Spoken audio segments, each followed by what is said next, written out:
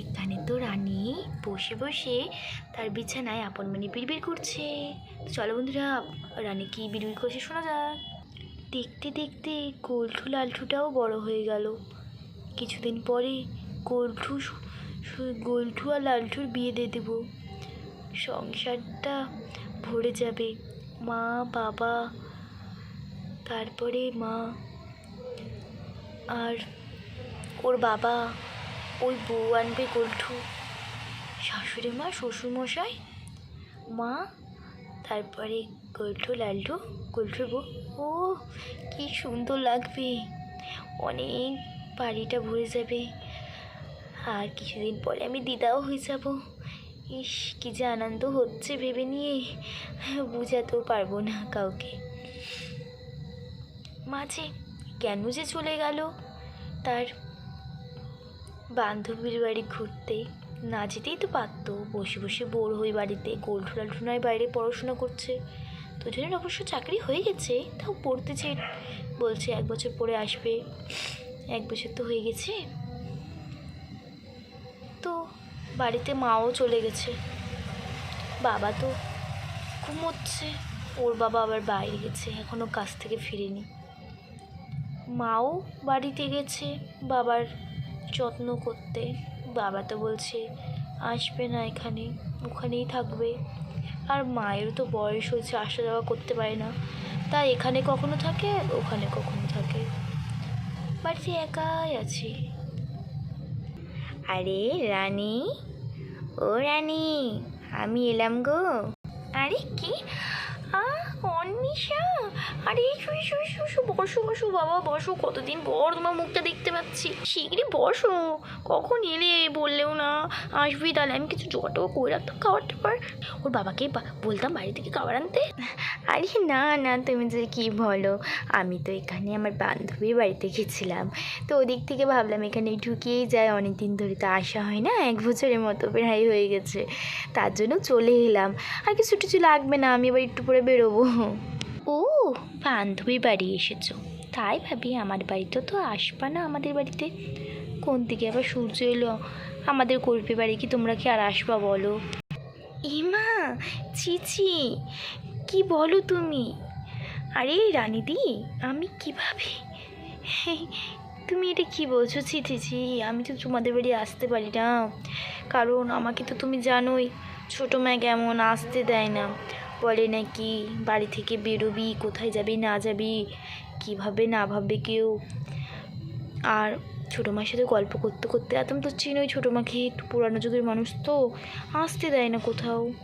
মাঝে মধ্যে সময় পেলে ছুটি ছুটির মধ্যে তো আসি বলো তোমাদের বাড়িতে। আরে আমি আর কি করছিলাম আমি জানি, কিন্তু আশা করো মাঝে মধ্যে, আমাদের তো ভালো লাগবে। আরে হ্যাঁ হ্যাঁ, কেন আসবো না, নিশ্চয়ই আসবো। এই তো যেমন আসছি, তো বললাম তুমি যে বললে যে তোমার বলে হবু বউ, কি জানো নাম, সিজা। হ্যাঁ হ্যাঁ, সিজা আসবে। কই ও? হেই দুচ্ছাই, আসার কথা এখনও এলো না, আসবেও কি না আদৌ। আসলে খুব লজ্জা পাই তো ও, একদম এত লজ্জা পাই, আমি কিছুই আর কি বলবো। মা, এখনকার মেয়েরা বলে শুনছি লজ্জা টজ্জা পাই না, এটা আবার কেমন মেয়ে গুলো পছন্দ করলে এত লজ্জা পাই? ও কোনো ব্যাপার না, মেয়ে আবার কেমন, ফোনে তো জিজ্ঞাসা করছিলাম, তুমি তো বললে না। আরে মেয়ে একদম ভদ্র, শান্ত শিষ্ট, পড়াশোনায় ভালো, দেখতে ভালো, সব থেকে ভালো। আমার তো খুব পছন্দ, আমি তো জীবনে ভাবতেই পারিনি গোলটুর পছন্দের মেয়ে যে ভালোবাসি বিয়ে করবে ও এরকম হবে।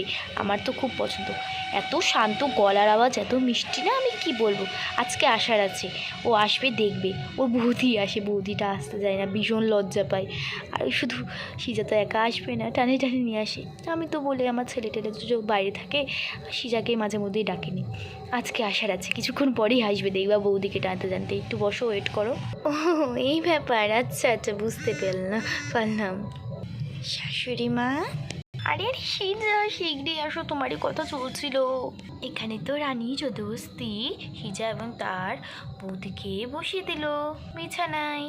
ও তুমি সিজা, যার ব্যাপারে এত কিছু বলছিল তোমার শাশুড়ি মা?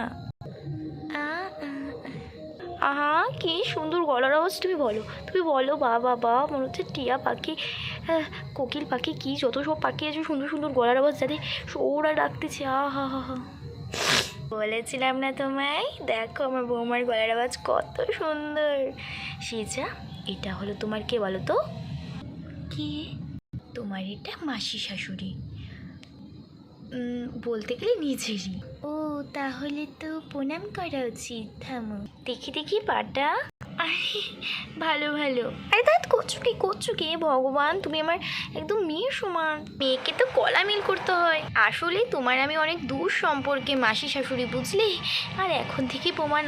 হা বললাম না আমার বৌমা কোটিতে এক। বা এখন থেকেই সবার মন জয় করনে বালি। আমি না বুঝছি আমার ননদ কেমন, এটা কি থোড়ি বুঝবে? বিয়ের পরেই বুঝবে। এটা খাবো না ওটা খাবো না, সারা বছর লেগে থাকে। আমি নাই বুঝি, রান্না করতে করতে অবস্থা খারাপ আমার। এরা আর কি বুঝবে, ভাবছে ভিতরে ভিতরে বাইরে বাইরে ভালো বৌমা, আর ভিতরে তো আমিই বুঝি। বলেছিলাম না আমার বৌমা খুব ভালো। যখন তুমি আমাদের হবু বৌমাই, তো ঘোমটাটা নিয়েই নাও শাড়িটা যখন পরেছো।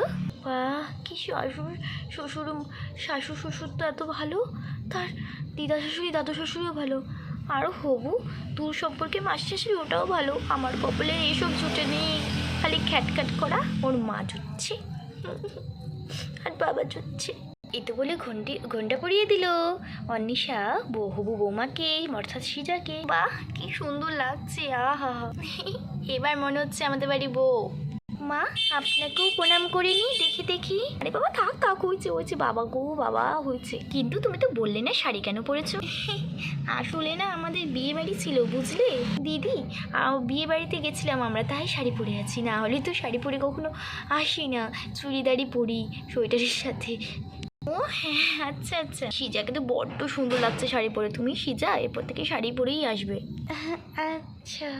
এই সিজা, তোমাকে যদি আমি আগে দেখতাম আমার ছেলের বউ বানাই নিতাম। এই একদম নজর লাগাবে না আমার হবু বৌমাকে, অর্থাৎ বৌমাই আমার। বাবা, সিজাকে নিয়ে কাড়াকাড়ি, এর বৌমা নয় ওর বৌমা। পরে বুঝবে কি ডেঞ্জারাস বিয়ে বাবা। তো বন্ধুরা, তোমরা তো দেখলে আজকে রানীর আর হবু বৌমা সিজার এপিসোডটা। তো বন্ধুরা, তোমরা কিন্তু দেখতে ভুলিও না। বাই আজকের মতো।